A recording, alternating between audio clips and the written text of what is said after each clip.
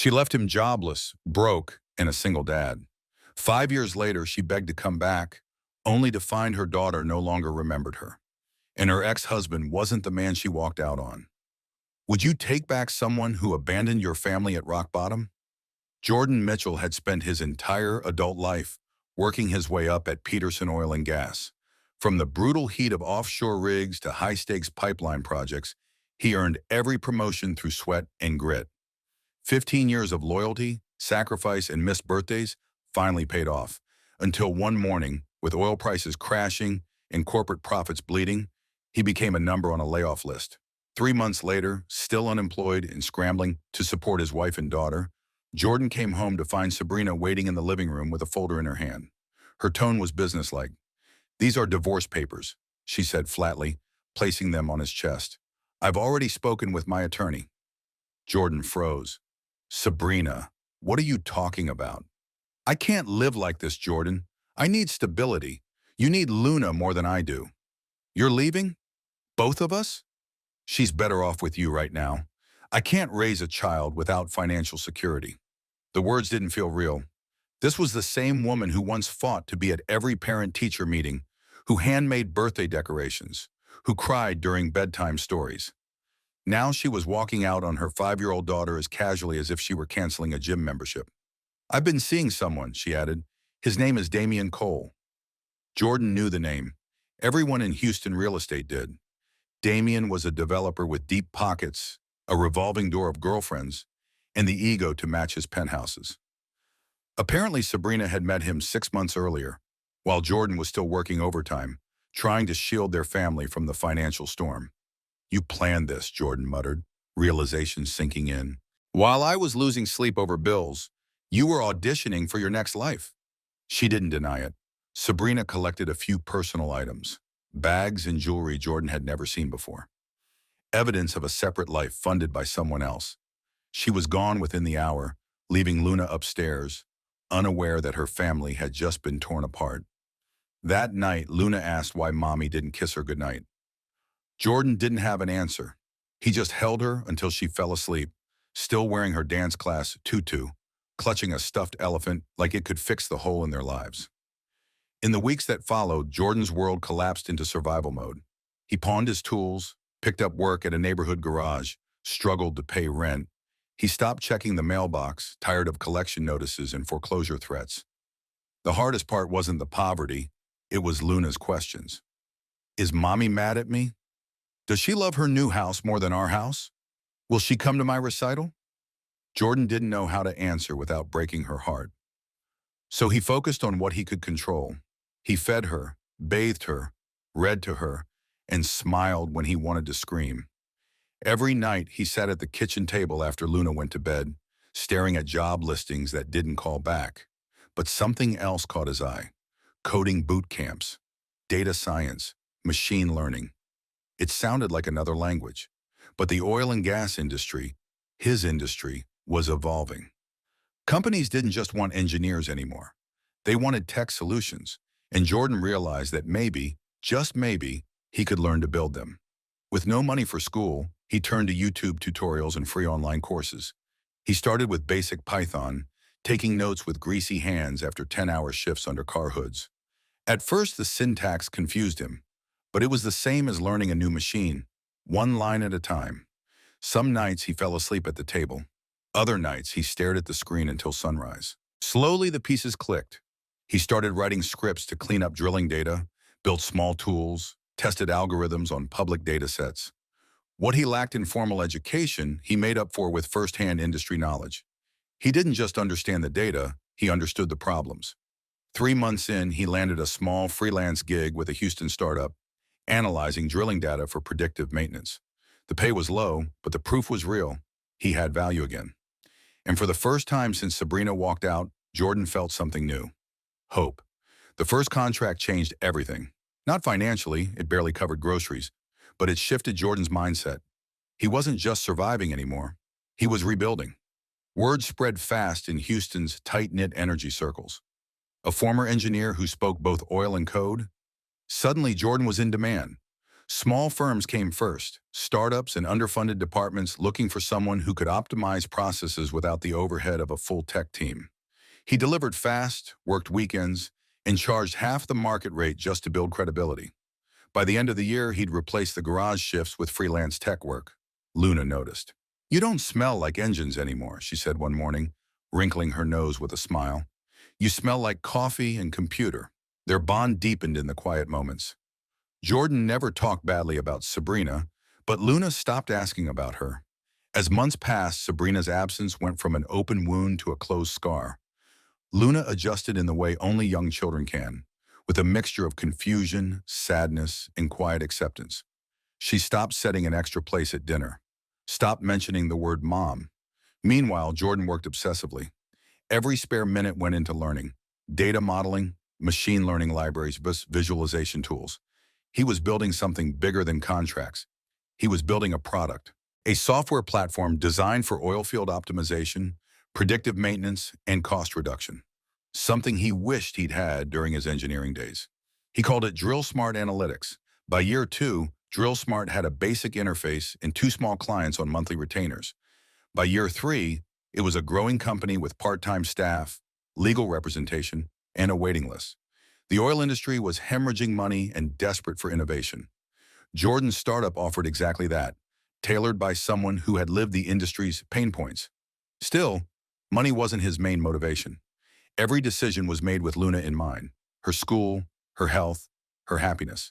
He remembered what it felt like to have utilities shut off, to pretend a power outage was an adventure.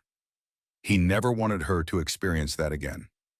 He paid off their debts, moved them into a modest home in a safer neighborhood, upgraded their car, not for flash, but for reliability. The success was quiet, intentional, and hard-earned. But while Jordan's business grew, his personal life remained untouched. He didn't date, didn't socialize, didn't trust easily, not after Sabrina. Then came Eva Ramirez.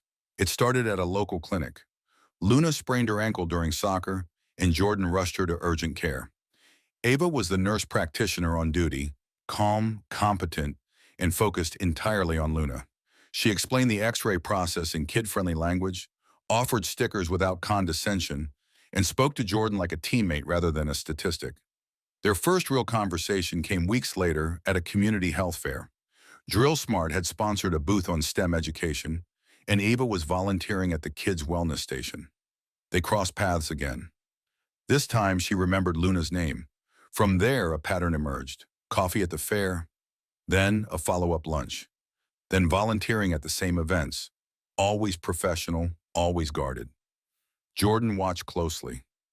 Ava didn't ask about money, didn't pry about his past, didn't flinch when he mentioned raising Luna alone.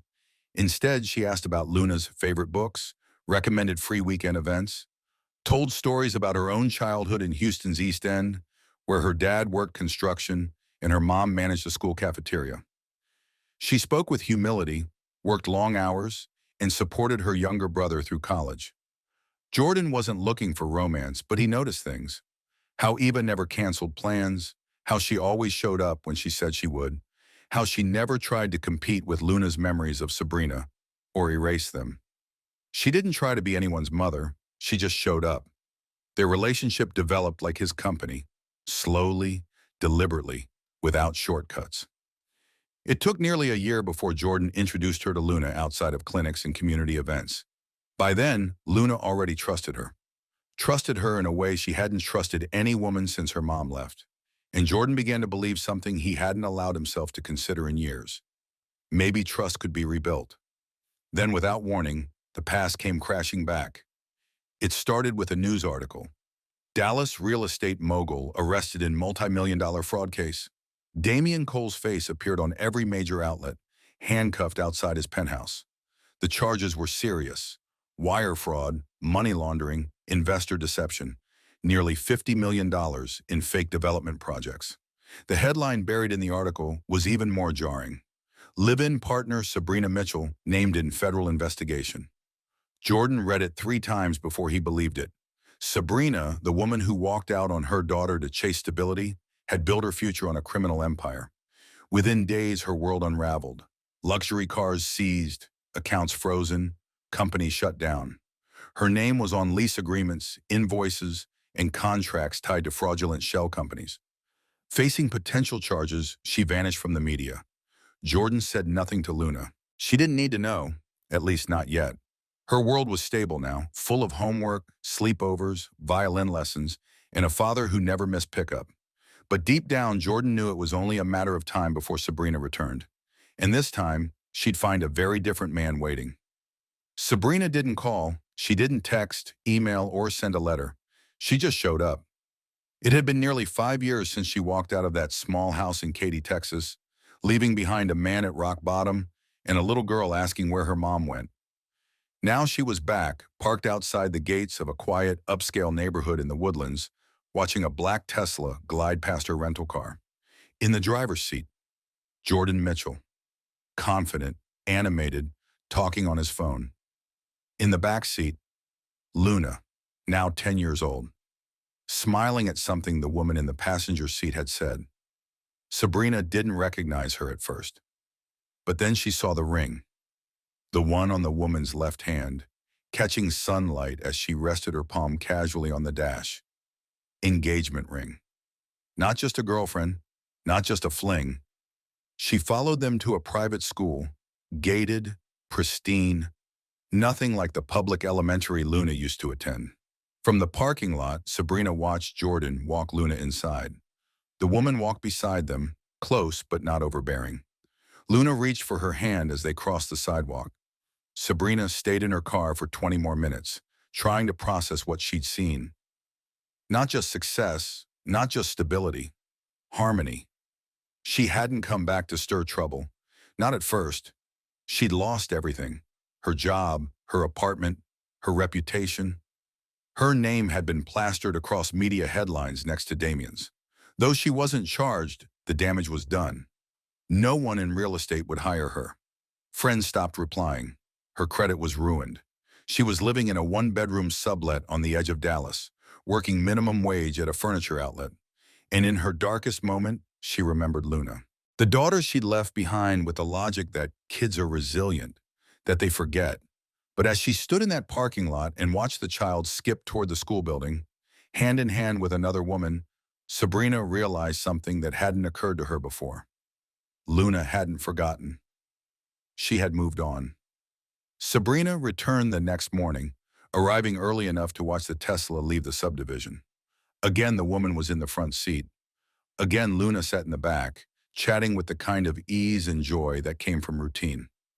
This time, Sabrina followed them all the way to school pickup. She waited in the shade of a tree near the parking lot, blending in with the quiet crowd of parents. At exactly 3:05 p.m., Jordan appeared. He leaned against the car with relaxed posture, answering emails on his phone. Minutes later, the school doors opened. Luna burst out with a group of kids, laughing and waving goodbye. She spotted Jordan and ran straight toward him. Sabrina's breath caught. She didn't recognize her daughter's voice anymore. It had changed. Older, more confident. She saw none of the anxious hesitation she expected. Only joy. Then came the moment she had dreaded and hoped for. She stepped forward. "Jordan," she said quietly. He looked up. For a second, there was recognition. No anger, no shock, just recognition. Like someone running into a former colleague at a grocery store. He nodded. "Sabrina, I need to talk to you." Jordan's eyes narrowed slightly, not in hostility, more in caution. "About what?" "Luna, us." "There is no us," he replied. Calm, firm. "And Luna has a mother." Before she could react, Luna ran up, hugging Jordan tightly. "Dad, don't forget you're dropping me at violin, and then Eva's picking me up after." "I remember," he said with a smile, brushing her hair back. His voice was gentle, assured. Luna looked over, noticing Sabrina. Her expression didn't change. No spark of recognition, no emotion, just mild curiosity. "Luna," Jordan said carefully, "this is Sabrina. She's your biological mother."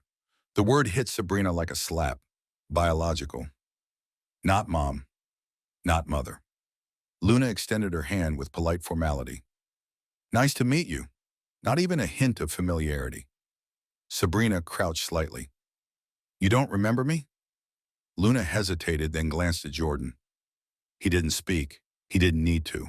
No, she said finally. But that's okay. Sabrina tried to speak, but found nothing appropriate to say. Everything felt too late, too hollow. I made a mistake, she whispered. I want to come home. I want to make things right. Jordan's face remained calm, controlled. He looked her in the eye. When I needed a partner, you chose wealth. When Luna needed a mother, you chose freedom. We built something stronger than what you walked away from, and we won't let you destroy it again. She's my daughter. She's Ava's daughter now, he said. Ava earned that title through school pickups, sleepless nights, dance recitals, and scraped knees. Not with apologies, with presence. Luna watched the exchange silently, unaware of the full weight of the moment, but sensing the emotion. She took Jordan's hand. We have to go, he said. Luna's got lessons. He opened the door. Luna climbed in. Sabrina stood alone in the parking lot as the Tesla pulled away. She didn't cry. She couldn't, because for the first time in years she understood. This wasn't rejection. It was consequence. 2 days after their brief conversation outside the school, Sabrina returned to the parking lot again. She waited until the crowd had thinned and children had been collected. She didn't approach Jordan or Luna this time. She just sat in her car watching. This was no longer her world. The life she had once dismissed as unstable had become something stable, complete, and entirely closed off to her. She was on the outside now, not just physically but emotionally. There was nothing left to re-enter. Not as a mother, not as a partner, not even as a friend. Sabrina had told herself for years that she'd made a difficult but necessary choice, that she had taken control of her life when Jordan couldn't provide. But seeing the way Luna looked at Eva and how Jordan had changed shattered those illusions. Her decision hadn't just been selfish, it had been final. What stung most was how little space she occupied in their lives. Luna didn't remember her. Not really. Her name might have meant something once, but it had faded. Time didn't preserve bonds that weren't nurtured. It erased them. Back in Dallas, Sabrina's situation had deteriorated quickly. Her assets had been frozen pending investigation. Though she avoided formal charges by cooperating with federal authorities, her name was tainted in every industry she'd ever worked in. No reputable design firm would touch her. Every job she could get was entry-level and short-term. She'd been living off a dwindling savings account, borrowing money from acquaintances who no longer returned her calls. Her credit was wrecked. Her reputation was worse. Once she had been photographed at high-end charity galas. Now she was flagged by security when walking into office buildings she used to stage for showings. And Damien? He was gone, sentenced to 14 years in federal prison. He had no intention of protecting her. His lawyers had already made it clear, if she was dragged into the mess, it wouldn't be by his hand, but by her own ignorance and carelessness. Sabrina had thought returning to Jordan might offer her a path back, if not romantically, then at least through co-parenting. But she hadn't considered the depth of the damage she caused. She hadn't expected that someone else had stepped into the role she had left vacant, and done it better. That realization didn't hit like a single blow. It came in waves. The first wave was when Luna looked through her like a stranger. The second was when Jordan didn't hesitate to shut the door she tried to reopen. The third came days later when she stood in front of their old home in Katy and saw a different family's name on the mailbox. There was no trace of the life she'd once built. Even the past had moved on. Sabrina reached out one last time through a letter. It wasn't emotional, it wasn't manipulative, just facts. She acknowledged her choices, her regrets, and the fallout. She didn't ask for custody. She didn't beg for a second chance. She simply asked if Luna might be willing to meet her, when and only if she was ready. The letter never received a reply. She wasn't surprised, because sometimes the price of walking away isn't just losing what you had, it's losing the right to ask for it again. In the months that followed, Sabrina faded into obscurity. She moved into a shared apartment with a former coworker and took a job organizing inventory at a discount furniture chain. Her phone, once full of social invites and real estate leads, sat quiet most days. She no longer scrolled through social media. It hurt too much to see others living the life she once believed was owed to her. Back in the woodlands, life went on. Jordan's company, Drill Smart Analytics, secured a contract with a multinational energy firm. The platform expanded beyond Texas and into global markets. He hired a team, opened a second office, and quietly became one of Houston's most influential figures in energy tech. But none of that mattered more than the quiet victories. Luna's school awards, her growing confidence, her laughter. Eva became more than a partner. She became part of the family. Not because Jordan needed a mother for his daughter, but because she showed up every day, without fail, through good moments and bad. She never asked for anything in return. She simply stayed. Luna never once called her mom by force. The word came naturally one evening after a school performance as they walked hand in hand to the car. "Thanks for coming, Mom," she said casually. Ava glanced at Jordan, unsure if she'd heard it right. He just nodded.